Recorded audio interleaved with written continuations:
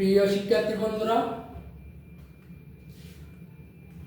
তোমাদের সবাইকে শুভেচ্ছা জানিয়ে এবং সবার মঙ্গল কামনা করে আমি আজকের এই পর্ব শুরু করছি। আশা করি তোমরা সবাই ভালো আছো। আজকে আমরা নবম ও দশম শ্রেণী বীজগণিতের অনুশীলনী 5.1-এর 21 নম্বর এবং 22 নম্বর প্রশ্নের অঙ্ক দুইটির সমাধান করব। আমরা প্রথমে দেখব 21 নম্বর অঙ্কে কি বলেছে। 21 নম্বরে বলা হয়েছে একটি লঞ্চে যাত্রী সংখ্যা 47, মাথা পিছু কেবিনের ভাড়া ডেকের ভাড়ার দ্বিগুণ। ডেকের ভাড়া মাথা পিছু 30 টাকা এবং মোট ভাড়া প্রাপ্তি 1680 টাকা হলে কেবিনের যাত্রী সংখ্যা কত? বন্ধুরা, বলা হয়েছে একটা লঞ্চ যাচ্ছে, ওই লঞ্চে টোটাল যাত্রী আছে 47 জন। কতজন? 47 জন। লঞ্চে যারা চড়েছ তারা হয়তো জানো কেবিন আর ডেকের মধ্যে ডিফারেন্সটা কি। কেবিন হচ্ছে রাতে, যেহেতু সারা রাত লঞ্চ চলে, মনে করো একটা বরিশাল থেকে ঢাকা আসতেছে, অনেক সময় লাগে। ওই কেবিনে কেউ যদি চায় রাতটা মানে ঘুমিয়ে কাটাতে, কেবিনে ওই কেবিন ভাড়াটা নেয়। এবং কেবিন হচ্ছে ছোটো ছোটো কতগুলো কোপ, ছোটো ছোটো ঘর, প্রকোষ্ঠের মতন, যেখানে একজন বা দুইজনের একটা সিট থাকে। আর ডেক হচ্ছে বাইরে যে চেয়ার আছে, চেয়ার, এবং কেউ চেয়ারে বসে, চেয়ার না ফেলে নিচে বসে, এগুলো হচ্ছে ডেক। আর বলা হচ্ছে কেবিনের ভাড়াটা কিন্তু ডেকের ভাড়া দ্বিগুণ। কেবিনের ভাড়া যদি 1 টাকা হয়, ডেকের ভাড়া যদি 1 টাকা হয়, কেবিনের ভাড়া হবে 2 টাকা। তদ্রুপ এখানে বলা হয়েছে ডেকের ভাড়া 30 টাকা। তাহলে মোট যাত্রী সংখ্যা হতো 47 জন। আমাদেরকে উত্তর চাইছে কি, কেবিনের যাত্রী সংখ্যা কত? আমরা যদি মনে মনে কেবিনের যাত্রী সংখ্যাটা এক্স ধরি, তাহলে ডেকের যাত্রী সংখ্যা কত হবে? টোটাল যাত্রী হচ্ছে 47, তো 47 মাইনাস এক্স। কেবিনের যাত্রী সংখ্যা যদি আমরা মনে মনে এক্স ধরি, ডেকের যাত্রী সংখ্যা হবে কত? 47 মাইনাস এক্স। তো দেওয়া আছে এখানে ডেকের ভাড়া 30 টাকা। বলা হয়েছে কেবিনের ভাড়াটা কিন্তু ডেকের ভাড়ার দ্বিগুণ। তার মানে কেবিনের ভাড়া, ডেকের ভাড়া যখন 30 টাকা মাথা পিছু, তাহলে কেবিনের ভাড়া কত হবে মাথা পিছু? 30 গুণ 2 = 60 টাকা। তাহলে কেবিনের যাত্রী সংখ্যা যদি আমরা এক্স ধরি, কেবিনের ভাড়া যেহেতু 60 টাকা, তাহলে টোটাল কেবিন থেকে কত টাকা ভাড়া উঠতেছে আমাদের? 60 গুণ এক্স = 60x টাকা। আর ডেক থেকে কত ভাড়া উঠতেছে? ডেকের ভাড়া যেহেতু মাথা পিছু 30 টাকা, 30 টাকা দিয়ে ডেকের যে আসনগুলো, যতজন যাত্রী ততকে গুণ দিতে হবে। তার মানে আমাদের ডেকের যাত্রী কত হয়েছে? 47 মাইনাস এক্স, তো 47 মাইনাস এক্স। এটাকে 30 দিয়ে গুণ দিলে যে টাকাটা পাবো, এবং কেবিনের এক্স সংখ্যক যাত্রী সংখ্যাকে 60 দিয়ে গুণ দিয়ে যে টাকাটা পাবো, এই দুইটা টাকার মিলে হবে আমাদের কত? 1680 টাকা। বন্ধুরা, আশা করি বুঝেছ। তাই দুইটা টাকায় মিলে যদি 1680 টাকা হয় প্রশ্ন মতে, তারপর আমরা ক্যালকুলেট করে আমরা এক্সের মানটা বের করে ফেলতে পারবো, অর্থাৎ কেবিনের যাত্রী সংখ্যা। আমরা প্রথমে মনে করি কি, কেবিনের যাত্রী সংখ্যা এক্স। মনে করি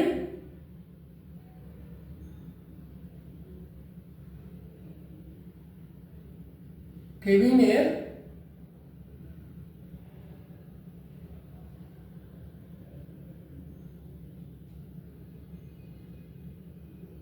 যাত্রী সংখ্যা সমান কত? এক্স। তো সুতরাং ডেকের যাত্রী সংখ্যা কত হবে?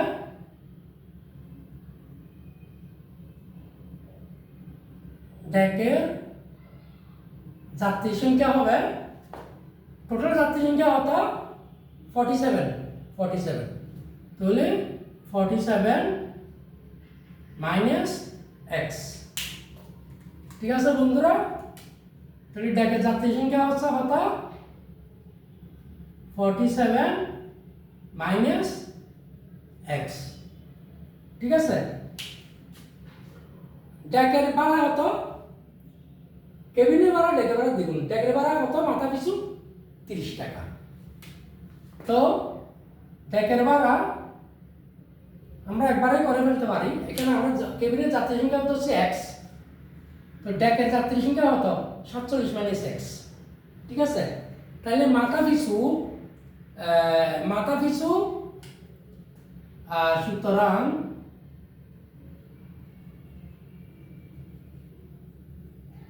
মাথা পিছু 30 টাকা হিসেবে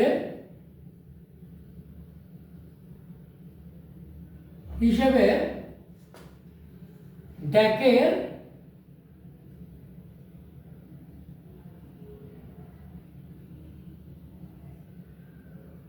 যাত্রী সংখ্যা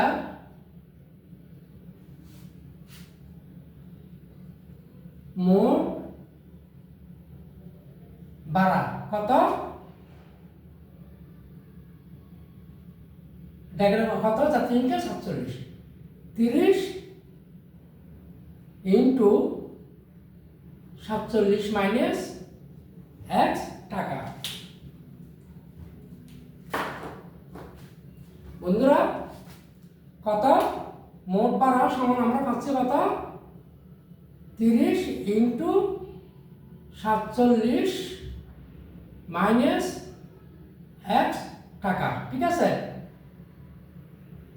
তাহলে সমান কত টাকা পাচ্ছে মোট 30 দিয়ে 3 সাতা 21 1 হাতে 2 3 4 12 2 কত 14 মাইনাস 30 ইন্টু এক্স কত 30 এক্স টাকা মোট।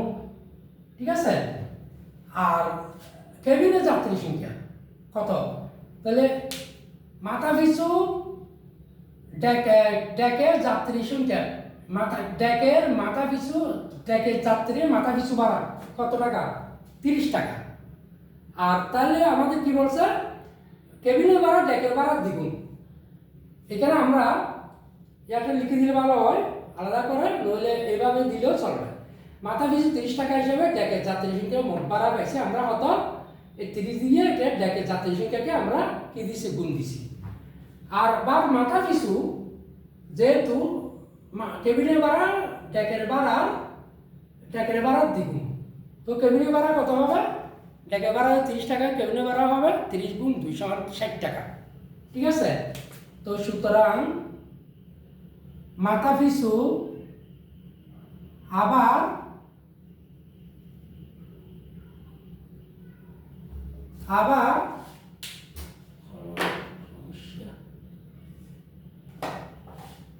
আবার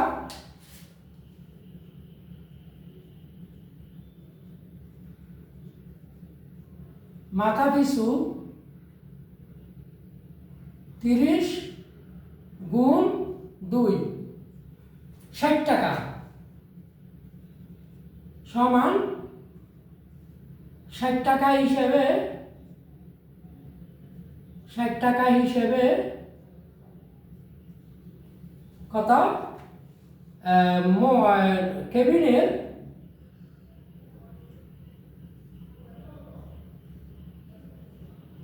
মোট ভাড়া কত, কেবিনের যাত্রী সংখ্যা কত এক্স, তাহলে 60 গুণ এক্স টাকা সমান কত 60 টাকা। বন্ধুরা 60 এক্স টাকা সমান কত, এক্স গুণ করলে 60 এক্স টাকা, 60 এক্স টাকা। বন্ধুরা আশা করি এটা বুঝেছ। আমরা মাথা পিছু 30 টাকা হিসেবে ডেকের যাত্রী সংখ্যার মোট ভাড়া কত পাচ্ছি 30 দিয়ে এটাকে আমাদের গুণ দিতে হচ্ছে। এটাকে যদি আমরা গুণ দিই তাহলে আমরা এইটা পাবো। আবার মাথা পিছু 30 গুণ 2 টাকা মোট 60 টাকা হিসেবে কেবিনের মোট ভাড়া পাবো, কেবিনের যাত্রী সংখ্যার মোট ভাড়া পাবো কেবিনের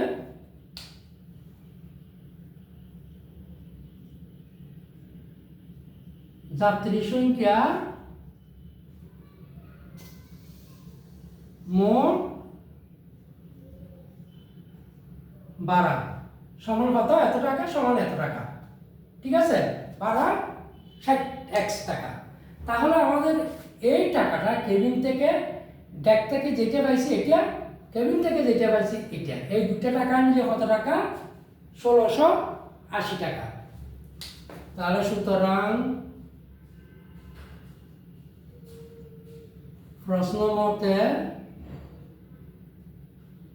60x যোগ 1410 মাইনাস 30x সমান মোট কত টাকা? 1680 টাকা।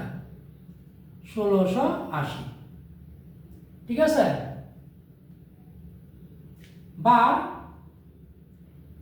60x থেকে 30x গেলে কত? 30x সমান 1680, এটা প্লাস 1410, এটা এদিকে পক্ষ অন্তর হবে, অর্থাৎ ডান পাশে চলে যাবে। চলক বিশিষ্ট সংখ্যাগুলো বাম পাশে আর চলক ছাড়া সংখ্যাগুলো আমরা ডান পাশে নিয়ে যেতে হবে। তাহলে এটা কি করছে? আমরা পক্ষান্তর করছি, পক্ষান্তর করে। ঠিক আছে, তাহলে সুতরাং বা এক সমান x, এটা 30, এটা x এর সাথে কি আছে? গুণ আছে। এদিকে গেলে কি হবে? ভাগ হবে। 1680 থেকে 1410 গেল কত? 270। শূন্য থেকে শূন্য গেলে শূন্য, 8 থেকে 1 গেলে 7, 6 থেকে 4 গেলে 2। তাহলে আমরা পাচ্ছি এই শূন্য যদি শূন্য কাটি, 3 দিয়ে যদি 27 কাটি, তাহলে পাবো কত? 9। সুতরাং আমরা এক সমান কত পাইছি? 9। তাহলে x আমরা কিসের টাকা? কেবিনের যাত্রী সংখ্যা। সুতরাং কেবিনের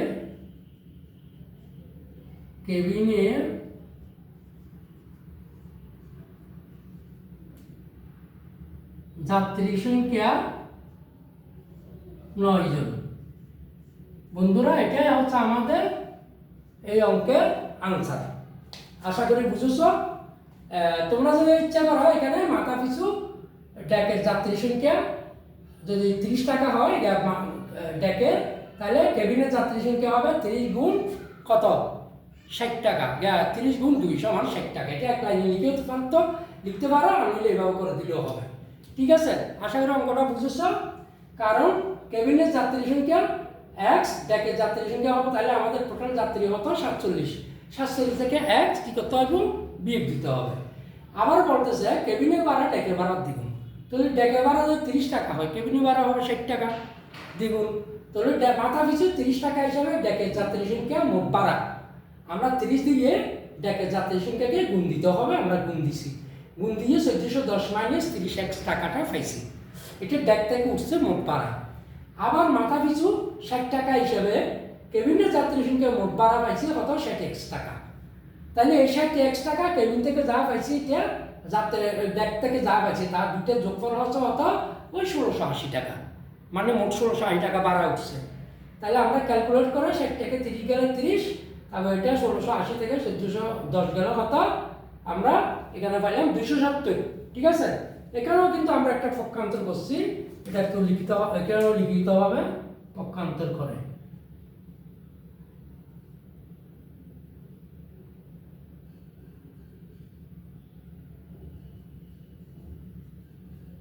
পক্ষান্তর করে। ঠিক আছে বন্ধুরা, তাহলে 30 দিয়ে 370কে ভাগ দিলে আমরা কত পাই? 9 জন। কেবিনের যাত্রী সংখ্যা 9 জন। এখন আমরা 22 নম্বরে চলে যাই। মোট 120টি 25 পয়সার মুদ্রা ও 50 পয়সার মুদ্রায় মোট 35 টাকা হলে কোন প্রকারের মুদ্রা সংখ্যা কয়টি? বন্ধুরা, এখানে আমাদের 120টি মোট মুদ্রা আছে। এই 120টির মধ্যে 50 পয়সার মুদ্রা আছে, 50 পয়সার মুদ্রা আছে। দুটো মুদ্রায় মিলে 35 টাকা আছে। ঠিক আছে, তাহলে মোট মুদ্রা কয়টা? 120টি। এখানে যদি আমরা 50 পয়সা মুদ্রা মনে মনে এক্সটি ধরি, তাহলে 50 পয়সা মুদ্রা কত হবে? 120 মাইনাস এক্সটি। ঠিক আছে? তাহলে 50 পয়সা মুদ্রা যদি এক্সটি হয়, তাহলে 50 পয়সা মুদ্রা মোট টাকা কত হবে? 25 টাকা। আর 50 পয়সা মুদ্রা যদি 120 মাইনাস এক্সটি হয়, তাহলে 50 পয়সা মুদ্রার টাকা হবে মোট কত? 50 গুণ 120 মাইনাস এক্স টাকা। 50 দিয়ে 120-এর গুণ দিলে 120 মাইনাস এক্সে গুণ দিলে যা হয় তা। তাহলে এই দুটো মিলে কয় টাকা? 35 টাকা। আবার 35 টাকাকে আমাদের পয়সা নিতে হবে, যেহেতু 50 পয়সা আর 50 পয়সা দুটো পয়সার মুদ্রা, সুতরাং আমাদের 35 টাকাকেও মুদ্রা পয়সায় নিয়ে যেতে হবে। তা আমরা জানি 100 টাকা 100 পয়সা সমান 1 টাকা। 1 টাকায় যে 100 পয়সা, এটা আমাদের মধ্যে, আমাদের বর্তমান প্রজন্মের ছাত্রছাত্রীদের মধ্যে অনেকেই জানে না, কারণ পয়সার হিসাব এখন নাই। আমাদের সময় তো পয়সার হিসাব ছিল, আমরা এটা জানি 100 পয়সায় 1 টাকা, এটা জানি 50 পয়সায় ওইরকম 4 আনা, 50 পয়সায় আধুলিক মানে 8 আনা, এইভাবে আমাদের পয়সার একটা হিসাব ছিল। এখন এটা হিসাবও নয়, বর্তমান প্রজন্ম এটা হিসাবও রাখে না। সুতরাং 1 টাকা সমান 100 পয়সা হইলে 35 টাকা সমান কত? 35 টাকা, 35 পয়সা, 3500 পয়সা। ঠিক আছে? তাহলে এদিকে 50 পয়সা আর 50 পয়সা মোট মুদ্রায় মিলে মোট পয়সাগুলো যা তা হচ্ছে 3500 পয়সা। আমরা ক্যালকুলেট করলে, প্রশ্নের মধ্যে দিয়ে ক্যালকুলেট করলে আমরা কোনটি কত মুদ্রা আছে আমরা জানতে পারবো। এখানে বলা আছে মুদ্রা কোন প্রকারের মুদ্রা সংখ্যা কয়টি। তাহলে বন্ধুরা লেখে আমরা মনে করি 50 পয়সা মুদ্রা, মনে করি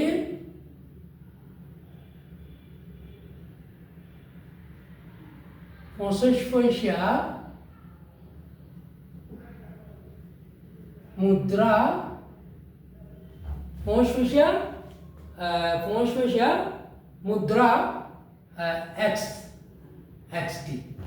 তাহলে সুতরাং 50 পয়সা মুদ্রা কত হবে? 50 পয়সা মুদ্রা হবে, টোটাল মুদ্রা হতো 120 মাইনাস এক্স, টোটাল মুদ্রা হতো 120টি। তাহলে এখান থেকে কী করতে হবে? আমাদের ওই 50 পয়সা মুদ্রা মাইনাস করতে হবে। ঠিক আছে? তাহলে আবার এদিকে আমরা জানি আবার 1 টাকা সমান হতো 100 পয়সা। ঠিক আছে বন্ধুরা? 1 টাকা সমান কত? 100 পয়সা। তো সুতরাং 35 টাকা সমান কত? 100 গুণ 35 পয়সা সমান কত? 100 3500 পয়সা, 3500 পয়সা আমরা পাইছি। তাহলে এখন আমরা প্রশ্ন মতে অঙ্কটা করে ফেলতে পারি। 50 পয়সা মুদ্রা কয়টি? এক্সটি। 50 পয়সা মুদ্রা যদি এক্সটি হয়, তাহলে টোটাল ওইখানে কয় টাকা বাঁচছে? আমরা 50 গুণ এক্স না, 50 গুণ একটি মুদ্রায় আছে, 25 পয়সা। সুতরাং এক্সটি মুদ্রায় কত হবে? 50 গুণ এক্স। এইভাবে একটি মুদ্রায় যদি 25 পয়সা থাকে, সুতরাং এক্সটি মুদ্রায় থাকবে 25 গুণ এক্স সমান 25 এক্স। বন্ধুরা বুঝেছ? আবার 50 পয়সা, একটি মুদ্রায় যদি 50 পয়সা থাকে, তাহলে 120 মাইনাস এক্সটি মুদ্রায় 50 গুণ 120 মাইনাস এক্সটি পয়সা, এতটা পয়সা থাকবে। তাহলে এই দুটো পয়সা মিলি কত? আমাদের 35 টাকা। তাহলে একটা সুতরাং প্রশ্ন মতে এই 25 পয়সা মুদ্রা এক্সটি, তাহলে 25 এক্স যোগ 50 পয়সা মুদ্রা কত? 120 মাইনাস এক্স সমান টোটালে মিলি কত টাকা? 3500 টাকা। বন্ধুরা টোটাল মিলে কয় টাকা? 3500 টাকা। এখন বা 25 পয়সা 25 এক্স প্লাস এটি গুণ দাও, 50 দিয়ে গুণ দিলে 5 12 কত? 60 দুইটা শূন্য বিয়োগ 50 এক সমান 3500। তাহলে বা -50x থেকে যদি +25x যায় তাহলে আর হয় কত -25x সমান এটা হতো 3500। আমরা যদি 6000টা এদিকে নিয়ে যাই তাহলে হবে কি পক্ষান্তর করে। ঠিক আছে বন্ধুরা, এদিকে কেন নিয়ে গেলাম? আমরা সলক বিশিষ্ট সংখ্যাগুলো বাম পাশে, সলক ছাড়া সংখ্যাগুলো ডান পাশে নিয়ে যেতে হয়। তাহলে আমরা এখানে কত পাচ্ছি বা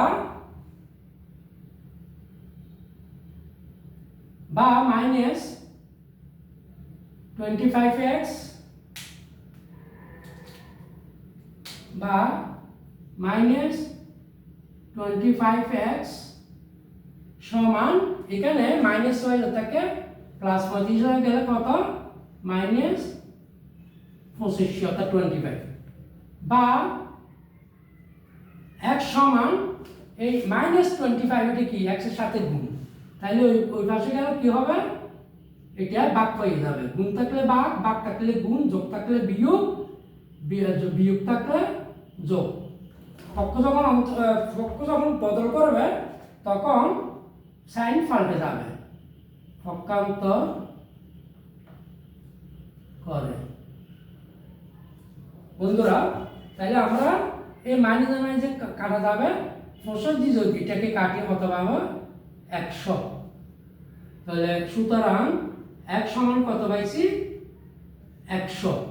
ঠিক আছে, আমরা তো ছিলাম 65 মুদ্রা x টি 50 120 - x। তাহলে সুতরাং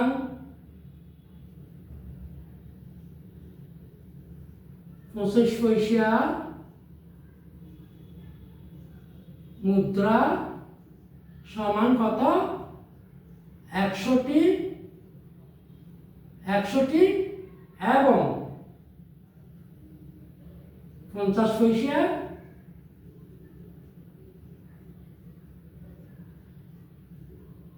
মুদ্রা 100 কত 120 - x 120 - x সমান কত 100। x সমান কত হয়েছে বন্ধুরা 100। এতটি সমান কত 20টি। এটা হচ্ছে আমাদের এই অঙ্কের আনসার। বন্ধুরা এটা হচ্ছে আমাদের কি আনসার।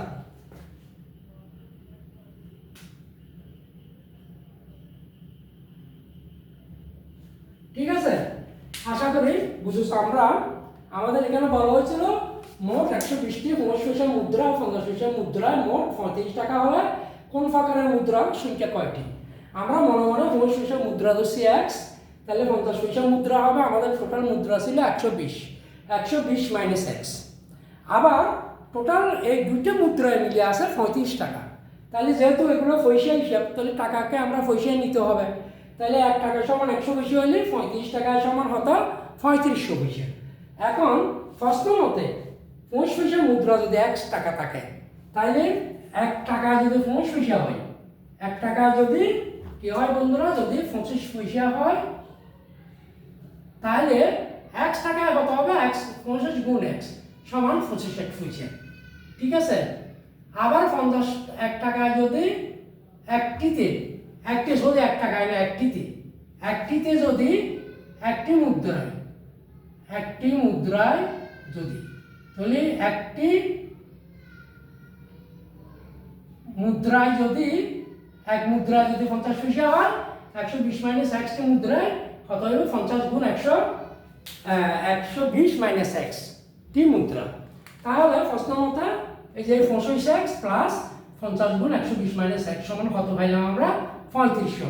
ঠিক আছে, তাহলে 3500, তাহলে আমরা ওই 50 এখানে এটা গুণ দিলাম 50 × 120 সমান 6000 - 50 × x সমান 50x। -50x থেকে প্লাস 25x গেল, তাই কত -25x। এখানে আমরা এটা পক্ষান্তর করলাম, যেহেতু চলক ছাড়া আমরা ডান পাশে নিয়ে গেলাম 3500, এটা +6000 আর -6000 হয়ে গেল। তাহলে মাইনাস 65 সমান এটা যখন বিয়োগ দিছি মাইনাস 2500, ঠিক আছে। শুধু এক সমান 25, এটা যেহেতু x এর সাথে মাইনাস 25 এর গুণ, আমরা ওদিকে যখন নিচে ভাগ পেয়ে গেছে, পক্ষ অন্তর করতে মানে পক্ষ বদল করতে গেলে প্লাস মাইনাস থাকলে মাইনাস থাকলে প্লাস, গুণ থাকলে ভাগ থাকলে গুণ করতে হয়। তাহলে মাইনাস 25 দিয়ে মাইনাস 25 কাটলে আমরা 100 পাইছি। 1 সমান কয়টি পাইছি? 100। তাহলে 1 সমান যদি 100 হয় তাহলে 50 পয়সার মুদ্রা, 50 পয়সার মুদ্রা হচ্ছে কত? 100। আমরা 50 পয়সার মুদ্রা হচ্ছে x, তাহলে 50 মুদ্রা হবে 120 মাইনাস এটা x এর মানটা বসাতে হবে 100 সমান 20। এটা হচ্ছে আমাদের আনসার। আশা করি অঙ্ক দুইটা বুঝেছো। দুইটাই অঙ্ক ইম্পর্টেন্ট, এটা একটু ভালো করে দেখবে, চর্চা করবে, প্রয়োজনে বারবার ভিডিওটি দেখবে। এইগুলো আমি আজকের এই পর্বে তোমাদের ধন্যবাদ জানিয়ে শেষ করেছি।